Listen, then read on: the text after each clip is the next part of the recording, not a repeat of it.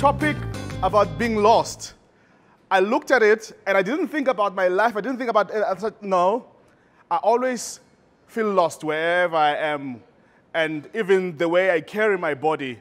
Because I'm a dancer, I studied the body language, how the movements work in the space. I know that I always look lost, the way I use my eyes.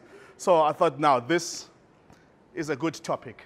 So before we engage in this thing, I would like us to just stand up and have some fun. All right? And maybe put your bag under your chair because we're going to move around a little bit. Can everybody at the back hear me? I like that. Just shake your hands up. Very nice. And shake them to the side. And on your toes, touch the ceiling. Stretch yourself and relax. And on your toes, touch the ceiling again. And stretch, stretch, stretch, and relax. Okay, let's just take a walk to the right. 1, 2, 3, 4 steps. 4 steps to the left. And then 4 steps to the right. 2, 3, 4. And 4 steps to the left. Aha. And 4 steps to the right. Aha. Okay. Everybody, I would like us to take a step together. So 1, 2, 3, 4. And a 1, 2, 3, 4. Yeah? And you start stepping with your right leg going to your right-hand side. Are we ready? 5, 6, 7, go. 1, 2. Other side. Other side. Other side. All right, very nice. And now you're going to turn around yourself. 1 and 2 and 3 and 4. 1 and 2 and 3 and 4. Yeah? Just turning around yourself. Yeah? 5, 6, turn around 4 times. 1 and 2 and other side. Very nice. Stop. Now we're going to combine the whole thing. 4 steps to the right, 4 steps to the left, turn around and turn around. Okay? 5, 6, 7, to your right. Other side. Again. Okay. That was a bad instruction. All right. We're going to do it again. You go to the right, you go to the left, you go to the right again, left, and then turn around. 5, 6, and we go. 1. Other side. Again. Other side. Now, turn around. Da, da, da, da, da, da. Other out. Aha, very good. And now we're going to do it to the music. I click the magic button. Are we ready? Just clap your hands. Okay, now it's important that you listen to the music and you hear it. Can I have some volume, please? Can we have some volume to that in that music? Get ready? 6, 7 to the right. Let's walk. Other side. Again. Other side. Now turn around. Other side. From the top. Other side. Aha. Hit. Other side. Now turn around. Aha. Now, very nice. Now, I need to sing something and do that. Now, be quiet. Iyelele ma. Iyelele ma. Iyelele ma. To the music. Iyelele ma. Aha. Oh, ha. Iyelele ma. Oh, sawena. Iyelele ma. Yes. Iyelele ma. A 6. Iyelele ma. A 7. We go. Just so. Ay, ay, ay. Get away. Get away. Hey. I turn around. Osa. Yes, so I'm from the top. Osa.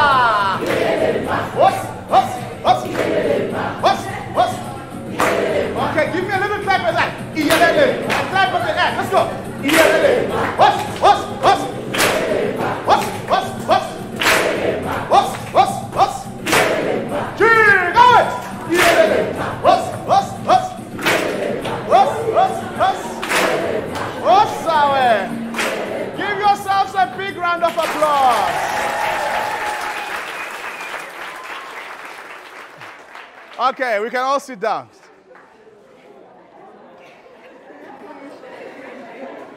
All right.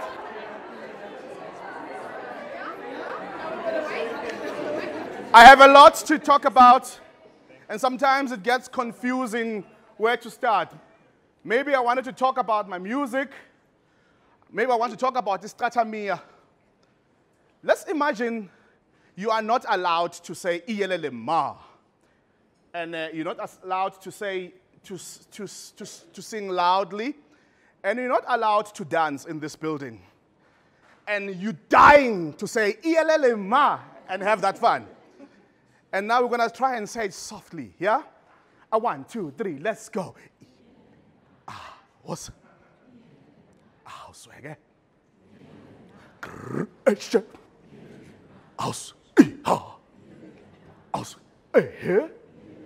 Okay, now, those with deep voices, I want them to be deeper.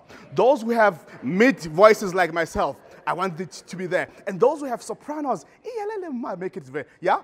Highlight your voice, yeah? 1, 2, 3. I can't hear it.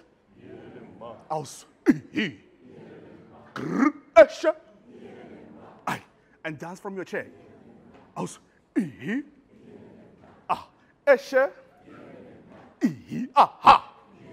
Okay, relax. Thank you. All right. The reason why I love Istrata Mia is the music that is lost in itself. Why is it lost in itself? It's because, did I press something without realizing? Can we go back? Thank you. Istrata Mia, it started as a colonial response, right? When this beautiful city of Johannesburg that we love so much was being built, men were taken from their homelands to come to the compounds in the hostels. And in those compounds, one of them is the Workers' Museum, one of the first compounds that were built in the city of Johannesburg. One of the rules in the compounds was that you're not allowed to sing and dance because you might be conspiring with your jibba jibba songs, right? So, what they did, because what is the best thing for an African man to express himself, whether it's happiness, is through song, right? But they had to try hard not to be heard, try hard not to be seen. So it is the music form that started out of trying not to be heard, trying not to be seen. Imagine that you're trying not to be heard, but this beautiful sound called Istrata Mia will be born out of trying not to be heard, talking about being lost in the place. So what makes my music, what informs my sound, what inspires me is the displacement. So I'm very, very fascinated by being displaced, being the wrong place at the wrong time. I'm going to tell you 2 stories. The story of chili and the story of pop. And they're quite long stories, but I want to try and shorten them. I'll start with the story of chili. Every time, I love inyama entlogo. When we eat inyama entlogo ekoneni. When somebody tastes chili in his mouth and he goes, yeah, baba. I hate that. It spoils my day. I want the end to the friendship. You've spoiled my lunch. I don't want to talk to you again. My hate for that thing is so big. And I've never understood why I hate it so much. Why does it make me sad and just like, why? It's just chili. Why are you expressing Babylon chili? That's one thing I hate. And I never understood why I hate it so much. And second thing, my wife, Usonia Khadebe, I love to cook. And the first thing she does to her food, to her plate of pap, she smashes like this. And she spreads it. I'm saying, why are you doing that, Shui Papa? And he says, no, I want it to I want it to cool fast. And then because when you, then when you spread it, it'll polar fast. I want a divorce. Immediately, I want a divorce. And I don't want to talk to her, and my supper is spoiled, my day is spoiled. And I've been asking myself, why am I feeling sad? Why is the punishment that I want for you after committing this crime, it's so big that it surpasses the value of the crime? And it's been my long-going question. I didn't understand why I hate that so much. Then I realized that there's the memory that sits in our bodies. Oh, that picture is from a work that all the images that you see is the work that I create. It's either I choreographed, it's in performance. This I was collaborating with Robin Olin. That's Tulani, actually, a friend of mine who hates chili, actually. He spoils my day all the time. The memory in the body. Sometimes it's not in your head, you don't know, but your body remembers. When I was young, my grandmother, she hated umntwana othukanayo. You wouldn't swear. Because my grandmother told me, I'm the firstborn, and then she told me that if you dare swear, I will take red chili pepper and I'll put it in your mouth. It's going to be so hot that you're going to bleed. And you're going to bleed so much. And you might even die. And I was so scared to swear. And when I was a child, when somebody says, "Futsek, estradin," I was like, no, don't say that, because my grandmother, you don't know what my grandmother is going to do to you. And then my sister was born in 1982, Umusa. She became a child otanda inkamba. And I was like, oh, please don't say that. Because I loved her. I mean, that was the first time there's a baby at my home. So, like, don't be swearing because Gogo is going to do something terrible to you. And one day we're in church. And at that moment where we're doing the Lord's Prayer, and she's standing and then she's sucking her thumb. She's about 3 years or 4, I don't remember. And then Mama Kanya says, sit down, kneel down, we're praying, sit down, phone, sit down. And in the middle of in the middle of the Lord's Prayer in church, and everybody looked at my grandmother, and my grandmother just looked down. She never sang that day. She never preached. She did nothing until we got home. She went straight to the cupboard, went for the red chili pepper, said wazala, and she stuffed it in her mouth. I said it. I knew it. I knew it. She's going to kill my sister. And she cried. She went, "Ah! Ah!" And she ran outside. She was wearing a white dress. She went into the mud. She was so dirty. And she bit her tongue. She started bleeding. I said, Nako, she's going to die. Kokushila, she's going to bleed so much. You're going to die. You're going to kill my sister. And I was traumatized. And when we go see Tulani, and she goes, Gababa. I don't know that my body remembers the trauma of my sister being punished in the Chile for swearing.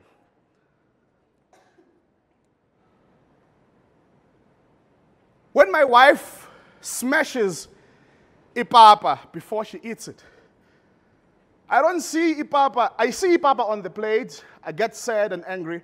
But my body remembers our shack being bulldozed every single week in the Polar Park squatter camp.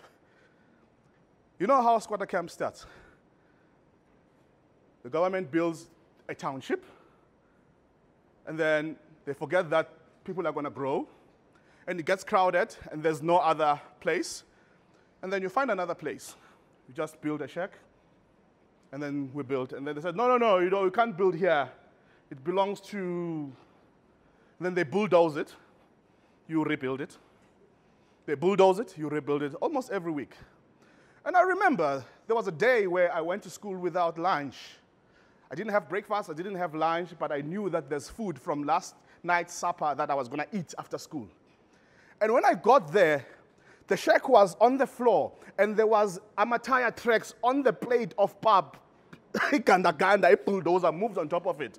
And when my wife says, policy papa, we'll spread her in her plate. I see that the papa is in the plate, but my body remembers our shack being destroyed, remembers that day. It goes straight to that day. And for me, and you will know why I'm telling you this later. And what am I using it for? What is it for me, that? So the memory sits in the body. And tell me if I'm taking, I'm not looking at time. Lost in Polar Park Squatter Camp. And that's me. I don't know how old I was there. And that's my mother. It was my birthday. And that's me doing some karate moves. And that was next door. And umkukwagiti got the say G70.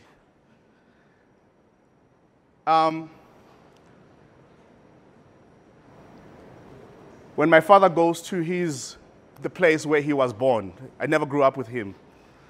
He takes off his shoes and he sits on the stoop and says, and then they give him the food that he used to eat as a child. There's something beautiful about where you go to. But when you grow up in a squatter camp, that place was not supposed to be there. It's now a school. There's no place to go to. So the house that you build for yourself with your own money or whatever, it's in Diepsloot right now. I live in Diepsloot. And that's the only place. All right? And for me, there's this thing of being lost, of being displaced. To say, like, you don't know who to connect or connect because we all know that Jobek asili mutu. It's no one's home. And then there's this guy who gave me the music. I grew up in the 80s. Of course, I go to school in 1985 during the state of emergency. And in the streets, there was lots of music, lots of singing. And we didn't have a radio, we didn't have electricity, so the only music that I had access to was the struggle songs. And most of the songs were about this guy. So I sang about this guy my whole childhood. Oliver Tambo, teta no pota. Hey, Tulan my pon free. Oliver Tambo, teta no pota.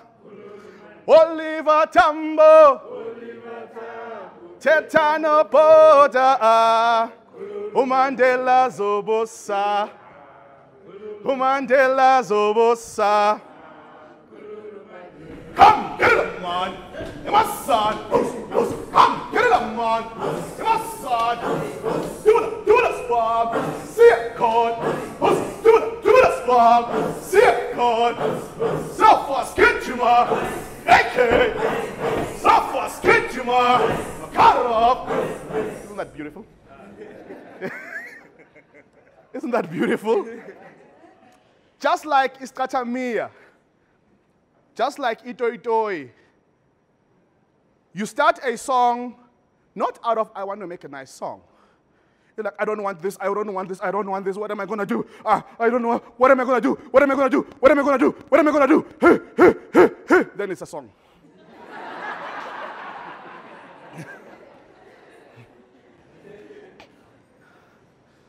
Enough about this guy.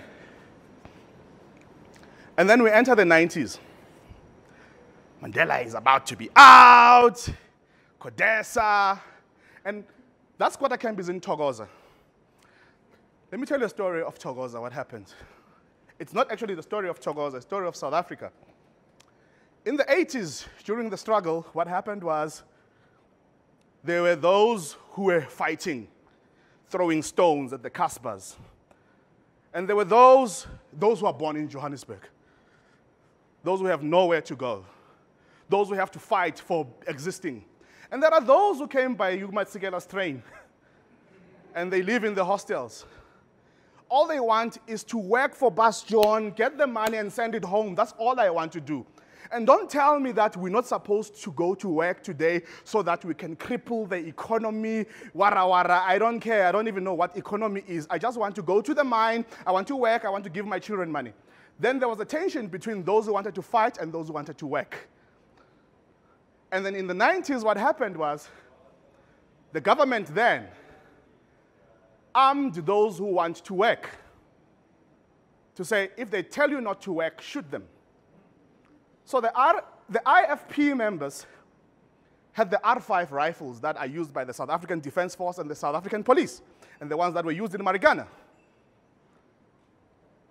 And then you throw a stone and say, hey, let's not work. And then they say, okay, we're going to shoot you. And that was before Mandela was released.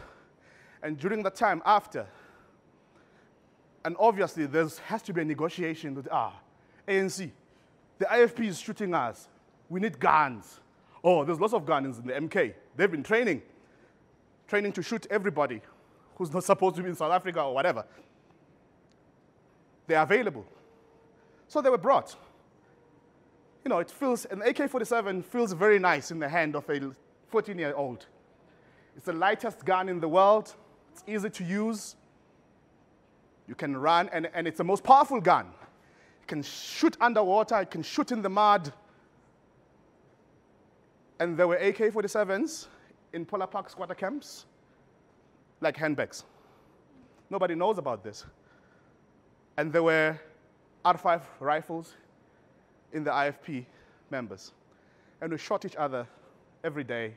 Sometimes we didn't know why we were shooting each other. At the age of 11 till the age of 14, I knew the sound of the gun. Like you shoot now, I tell you what is that gun. That's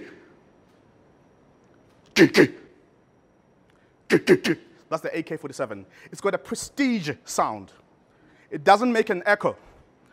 And then the silence, like nothing happened. And on an automatic mode. And then there's an R5 rifle that the IFP and the police were using. It has a dual sound. It makes a sound when the striking pin hits the bullet, and then it makes another sound as the bullet leaves the barrel. Kaku! Kaku, kaku! Kakakuku! Kakakakuku! Kakakakuku! Now the call and response, the music of the AK and the R5. Kaku, kaku! Kaku, kaku!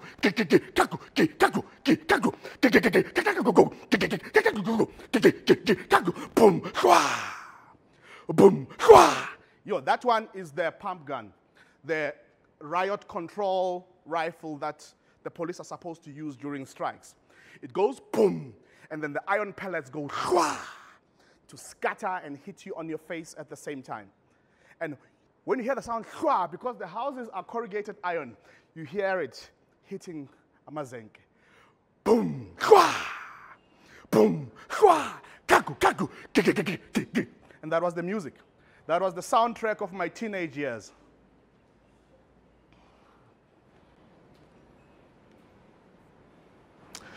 I want us to have some fun. You guys look depressed. Sorry.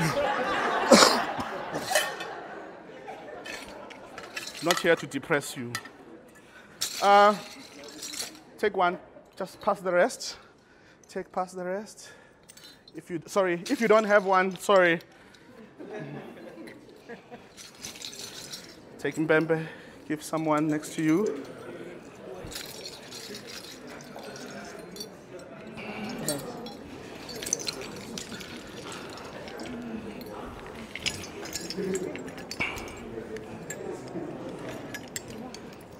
Pass.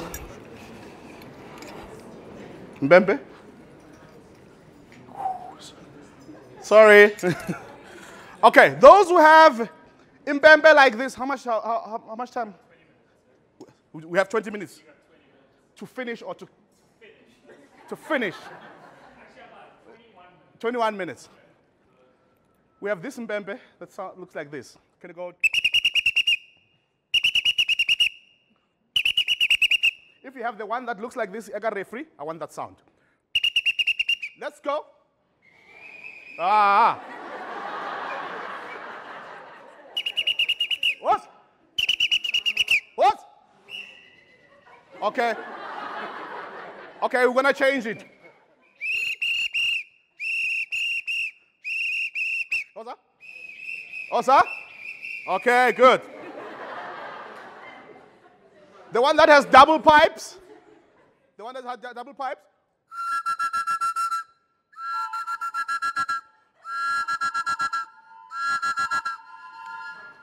Very good. And the ones that have this?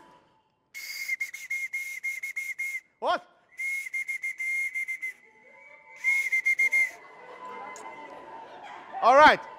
It's tiring, Ukasimpembe. All right. You're going to blow. When you're tired of blowing, when you are a gentleman, say, Kubo, Kubo, Kubo, Kubo. Can I hear you say that? Kubo. I can't hear you, my daughter. Son. Kubo, Kubo, Kubo, Kubo, Kubo. And then if you are a lady, say, Ingene. Inge. I can't hear you. All right. So, you blow, you blow, you blow, you get tired and say, Kubo, Kubo, Kubo, Kubo. And you say, Ingen. And then you blow again, you blow, and say, Ingen. I just want you to just keep that music going. Stand by. And go.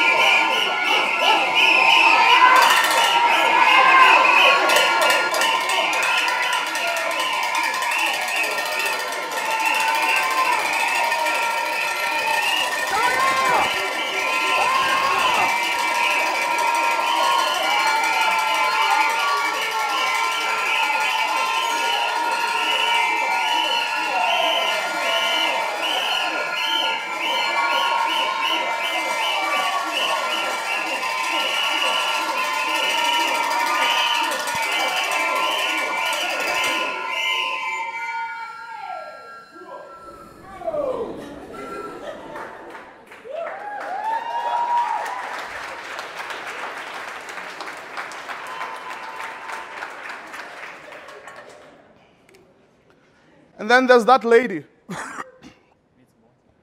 Yes, please. My grandmother.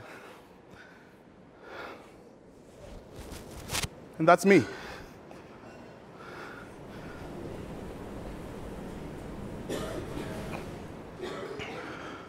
So, I didn't know I was dyslexic. And I went to the government school, just like most of us. Thank you.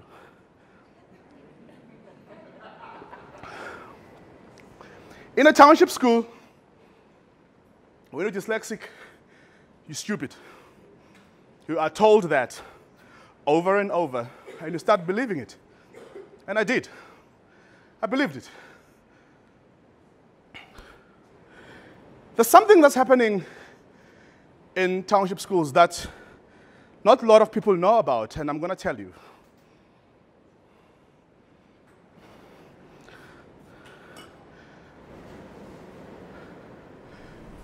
Can you imagine learning English in Zulu?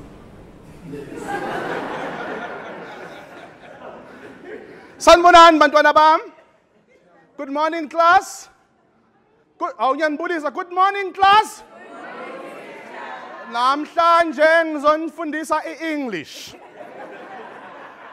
Into esizoqala ngayo namhlanje ama-verb. Angithi? Ama-verb, do you hear? Ama-verb, ithini ama-verb?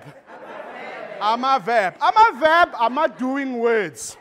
Igama lento ongayenza kufana nokuhamba, to walk. Ukwenzani? To walk. Okay, ubani omunye ongangipha i-example ye-verb? Igama lento ongayenza. Ukudlala.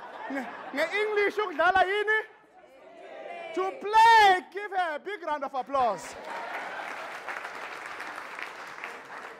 And that is the English class in a township school. Whenever we come to your interviews and say, please forgive us. Okay? And that is the English class in the township school. And then you're dyslexic. And then you are traumatized by the AK-47s and the dead bodies and the blood every day. But you don't know you're dyslexic, and you don't know you are traumatized, and you don't know you need counseling. Did you eat? Yes, I did. And then what's this depression of yours?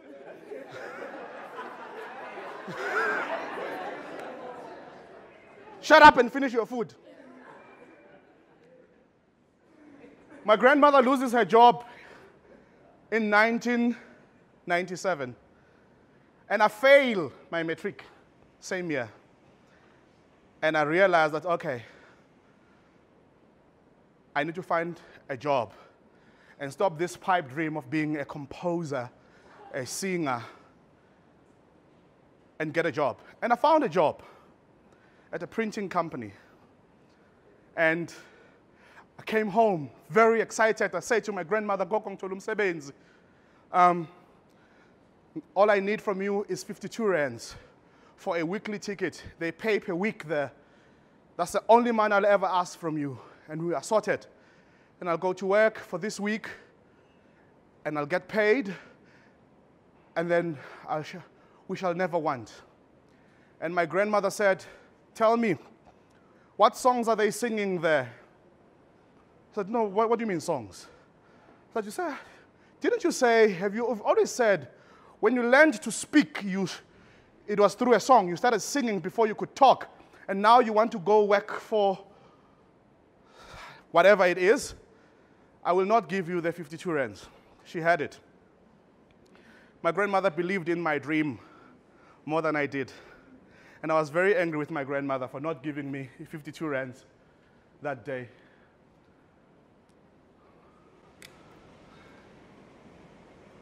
And then I went to look for music schools.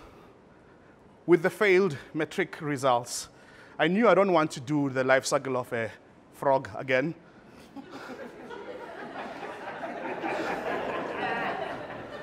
I knew that I don't need that. So I said, maybe let me go to a music school and find matric points. And then I can go to Pretoria Tech then and do musical theater or whatever. And I was accepted in 3 schools with flying colors. But I couldn't afford the fees. And also, they needed the matric. I had to go back and study. Then I was depressed, really depressed. Even though I didn't know what it was, but like, I was walking very slowly. And I saw a dance audition at Moving to Dance. And I went to this dance school, not to audition to be taken, but to just distress, man, and then go home and cry. And there, as I was moving at the audition at the dance school, they said, "There's something about that boy. There's a fire inside him, and we want him." And then I was given a scholarship to study dance. I've never danced at the party. I hate dancing. I just wanted to distress, go home and cry.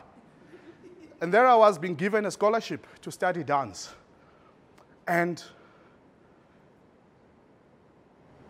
the next week, they're telling me, "Okay, bring your matric results." I said, "I don't have them." I said, "Okay, go do your matric and come back the following year." Then I put my chair against the door in the office. I said, "There's a queue outside for people who want to be interviewed. I've got news for you, it's not happening. Unless you tell me that I'm in class on Monday." I don't know what happened in that room. The next thing I knew, I was in class. I discovered I was dyslexic. End of the year, I had 9 distinctions. I joined the Moving to Dance performance company. And I started teaching the first years. I started teaching the teachers how to teach. I became the head of department at the school, the vice principal, Ongena Matric. And today, I've just registered at Wits. I took my portfolio of 21 years and said, "I want to study." They said, "But you don't have matric." I said, "Don't say that, because last time it didn't go well." And I was accepted to do an MA.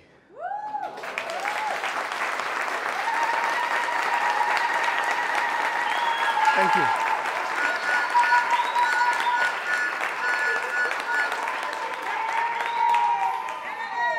Literature review, yantuba. I can't read everything. I need all the help I can get. Okay, enough about that. So, as I was in the dance company, I knew I wanted to sing, not to dance. Then I learned music through dance. So I had to convert every information, everything I'm learning in dance. I had to think, if this was sound, what would it mean? If this was sound, what would it mean? And I still do that today. I'm the composer who uses movement as a stimulus for sound, or to make sound. talk about being lost. And it's a piece called Chant. It was a tribute to my grandmother.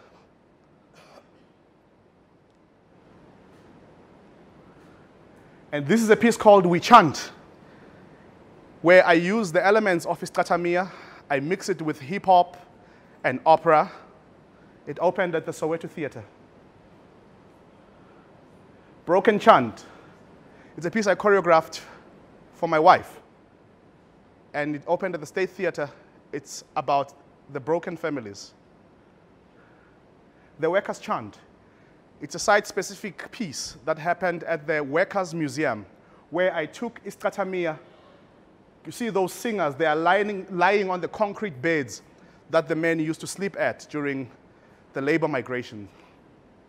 And the children who are left without fathers, and the police who are looking after these men like prisoners in the compounds. Oisha, the chant that calls. I put a microscope inside the squatter camp, and the audience, I take them through what happens every single minute inside a one-room squatter camp. Enyangeni, those who dare to chant. It's a piece that I choreographed and composed. It happens on a scaffolding, but it's about children playing in the streets. The songs that we grew up playing in the streets, there is a deeper meaning when you think about it as an adult. Vuga mfana, hambu yeskolweni, cha angifuni, ziphi inkomo, zisempumalanga, ubani ozozilanda. It basically says, wake up, go to schools, because the cows are with King George's wife and she's fondling with them. And these are the children. When you see children playing in the streets, start paying attention and listen to the words that they are saying. They are expressing themselves. Domestic violence, drunkenness. And we did it on a scaffold to find the duality between work and play. Waiting for the Sybil is an opera I just did. It's my latest work. Imagine yourself as a typewriter. Yeah, 1, 2, 3, 4. You're about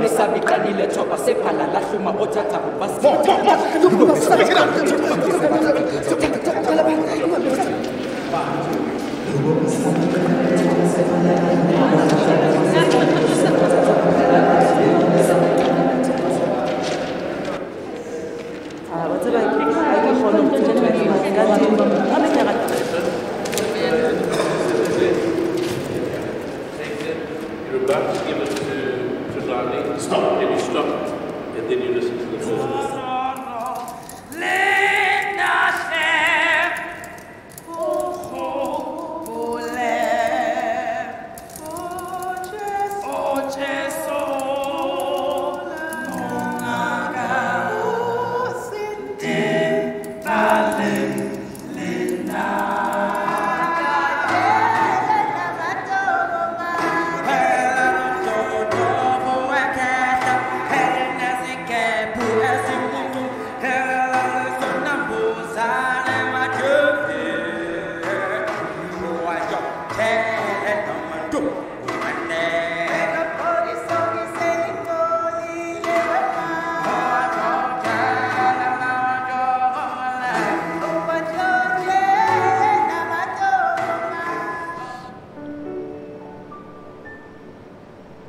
Demand which war it is.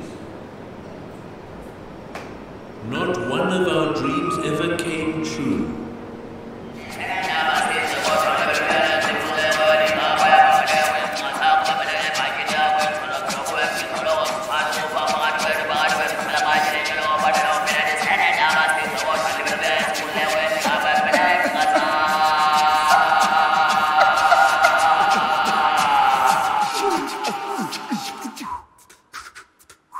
And this piece opened at the Rome Opera.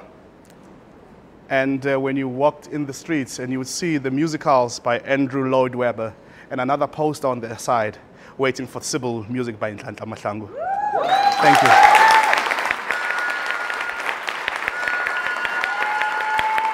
Thank you. Hi everyone. Today from Rainbow. I'll be working with Nhlanhla Mahlangu.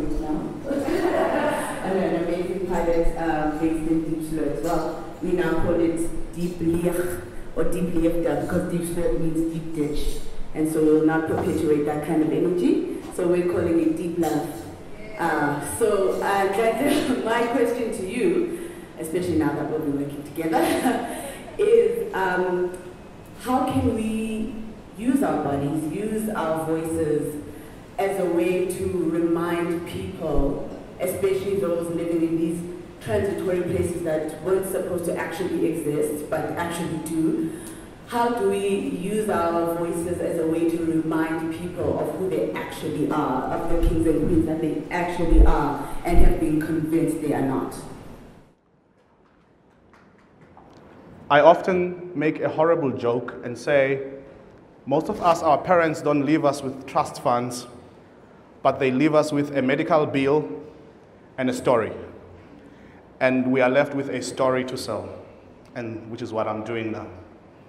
And I can only respond from a personal level, and it's different from person to person. But those stories are gold for me. They are our anchor, and for us to understand our present, we have to be in touch with our past. And when you are in touch with your past, you'll understand your present, and you are able to shape your future. So, I was still dealing with So I'd like to know, after all of these years without you needing the validation of an institution like this, why now, after 21 years, did you feel the need to go back to look for that validation, if it is validation? Thank you for that question. First, it's not validation. I needed to think deeper about my practice. I need also to understand what are other people who have done a similar thing, and in what ways can I effectively use a somatic response or a somatic rhythm or a somatic emotion as a means to create a transformative theater. So the memory that's in the body, how can I continue to use it to excavate the choreographic material that can be used in performance? So that's why I'm doing a master's. I didn't want to do a master's, I just wanted to study something. And then they threw me on that thing, and now it's really stressful. So there's a story we're telling where you were in the room and you blocked the door and you were like, I'm getting in. Just judging from your background, did you have a hookup? Like, did you threaten them with something, or did they just say, okay, Monday, it starts? There's a party skip that I'm curious about. When such things happen, you don't need an hookup, you don't need an AK, you don't need a break. You just need your body there. I only had my body. That's all I had. Thank you. First of all, back to asking my question, it's based on the experience that you've actually went through. I understand the story of Chile, I understand the story of BAP, and how it actually traumatized you, but it actually built you to stay true to the kind of person that you are and want to explore that. My question is, what besides the story of the BAP, story of the Chile, and the trauma behind it, kept you so long to stay true to the kind of person that you are today? My grandmother. It is as simple as that. My grandmother kept on reminding me that I know what you told me when you were 4, and that's what you should be doing. When my grandmother refused to give me the 52 rands, when I started studying and moving into dance, she supported me. And most of you who are in the arts will know that is a constant fight with your parents. Why do you want to do this thing? You want to be like Brenda Fassie? And my grandmother supported that. My grandmother was different. Yeah. That's a lovely note to end on. Thank you very much for this.